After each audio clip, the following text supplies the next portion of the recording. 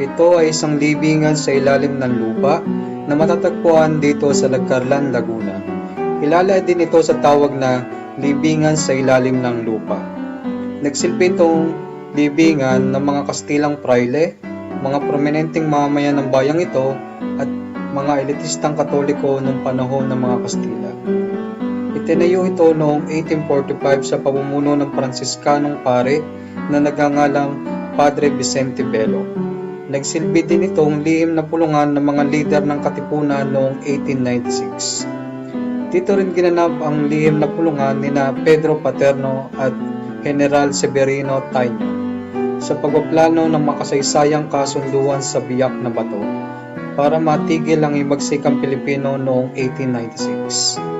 Bukod dito, nagsilbi din itong hideout ng mga Filipino leaders noong panahon ng mga giyera like Philippine-American War at World War II.